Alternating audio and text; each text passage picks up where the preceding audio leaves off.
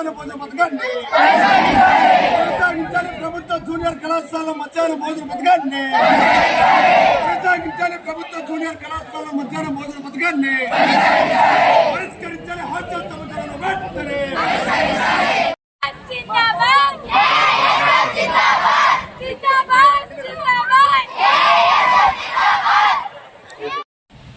గతంలో వైసీపీ ప్రభుత్వం ఉన్నప్పుడు ఎన్నిసార్లు విన్నవించినా గత ప్రభుత్వానికి విద్యార్థులన్నా విద్యార్థి సంఘాలన్నా నిమ్మకు నీరెత్తినట్టు దున్నపోతు మిందు వర్షం పడ్డట్టు వ్యవహరించారు.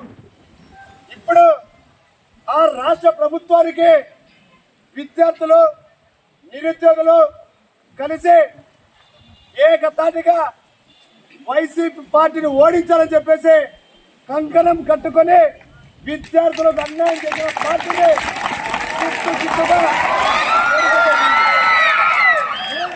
అలాగే విద్యార్థి మిత్రులారా, ఇప్పుడు ఏదైతే ఈ రాష్ట్ర ప్రభుత్వం కొత్తగా ఎన్డీఏ ప్రభుత్వం ఏర్పడిందో విజ్ఞప్తి చేస్తున్నాం.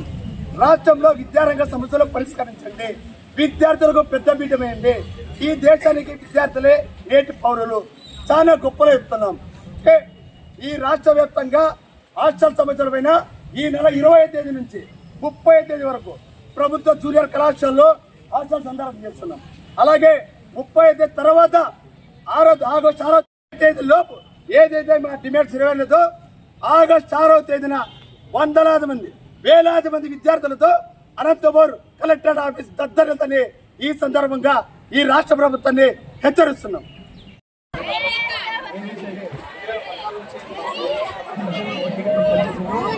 ప్రభుత్వం 2017లో అప్పుడు స్పందించి ఈ రాష్ట్రంలో జూనియర్ విద్యార్థులకు అన్నం పెట్టమని అడుగుతున్నాం సార్. కళాశాల నుంచి నేను మాట్లాడుతున్నా. నా పేరు శ్రవంతి. నేను ఏఎస్ఎఫ్ఐ టీం నుంచి మాట్లాడుతున్నా. ఆడపిల్లలపై జరుగుతున్న అరాచకాలను అరికట్టాలి. రాష్ట్ర ప్రభుత్వం దీనిపైన ప్రత్యేక చర్యలు తీసుకోవాలి. హోంశాఖ మంత్రి దీనిపైన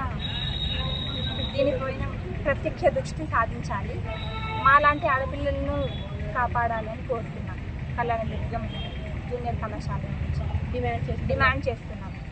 ఈరోజు కళ్యాణదుర్గం పట్టణంలో ఆర్డీఓ ఆఫీస్ ముందు వందలాది మంది విద్యార్థులతో ధర్నా కార్యక్రమం చేయడం జరిగింది. ఈ ధర్నా కార్యక్రమం ముఖ్య ఉద్దేశం రాష్ట్ర వ్యాప్తంగా ప్రభుత్వ జూనియర్ కళాశాలలో చదువుతున్న విద్యార్థులకు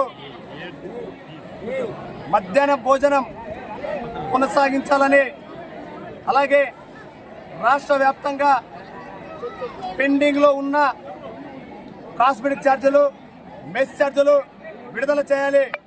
అలాగే రాష్ట్రంలో నెలకొన్న విద్యారంగ సమస్యలు ఇప్పటి కూడా మీరు ఎక్కడ కూడా హామీ కూడా ఇవ్వలేదు. మేమేమంటే తీరుస్తామని. రాష్ట్ర వ్యాప్తంగా సొంత భవనాలు లేక హాస్టల్స్, అద్దె భవనాలు విద్యార్థులు గడుపుతున్నారు. అరకొరకు అన్నం తింటున్నారు. అరకొరకుగా విద్యార్థులు పడుకోవడానికి కూడా ఎక్కడ కూడా ప్లేస్ లేదు. రాష్ట్ర వ్యాప్తంగా బీసీ, ఎస్టీ, మైనారిటీ విద్యార్థులకు సొంత భవనాలు ఏర్పాటు చేసి ఆ విద్యార్థులకు కాస్మెటిక్ ఛార్జీలు విడుదల చేసి, మెస్ ఛార్జీలు విడుదల చేసి ఆ విద్యార్థులకు ప్లేట్స్, గ్లాసులు, దుప్పెట్లు, ట్రంక్ పెట్టెలు, నోట్బుక్స్ అన్ని ఇవ్వాలని ఈ రాష్ట్ర ప్రభుత్వాన్ని ఏఐఎస్ఎఫ్ ఆధ్వర్యంలో విజ్ఞప్తి చేస్తున్నాం. అలాగే నారా లోకేష్ గారికి మేము ఒక్కటే విజ్ఞప్తి చేస్తున్నాం. మీరు విద్యాశాఖ మంత్రిగా ఎన్నికైన తర్వాత ఈ రాష్ట్రంలో విద్యార్థులకు పెద్దపీట వేస్తామని మేము ఆశిస్తున్నాం. ఎందుకు చెప్తున్నామంటే ఈ రాష్ట్రంలో గత పోయిన ప్రభుత్వంలో ఏ విధంగా విద్యార్థులకు తగి మోసం చేశారో, అఖిల భారత విద్యార్థి ఫెడరేషన్ ఏ విధంగా పోరాటాలు చేస్తే మీరు కూడా మాకు మద్దతు ఇచ్చారో మీకు అన్ని అర్థమవుతుంది. ఈ రాష్ట్ర విద్యాశాఖ మంత్రి ఒక్కడే అడుగుతున్నాం. ఈ రాష్ట్రంలో నెలకొన్న విద్యార్థి సమస్యలు తీర్చాలని, అలాగే హాస్టల్ సమస్యలు తీర్చాలని, విద్యార్థులు ముఖ్యంగా రాష్ట్ర వ్యాప్తంగా జూనియర్ కళాశాలలో మధ్యాహ్న భోజనం పెట్టాలని చెప్పేసి అఖిల భారత విద్యార్థి ఫెడరేషన్ గా ఏఐఎస్ఎఫ్ గా మేము మిమ్మల్ని విజ్ఞప్తి చెప్తున్నాం. లేని పక్షంలో అఖిల భారత విద్యార్థి ఫెడరేషన్ ఏఐఎస్ఎఫ్ ఆధ్వర్యంలో పెద్ద ఎత్తున చలో కలెక్టర్, చలో అసెంబ్లీ కూడా ముట్టడిస్తామని ఈ రాష్ట్ర ప్రభుత్వానికి, ఈ రాష్ట్ర ప్రభుత్వ విద్యాశాఖ మంత్రి నారా లోకేష్ గారికి హెచ్చరిస్తున్నాం.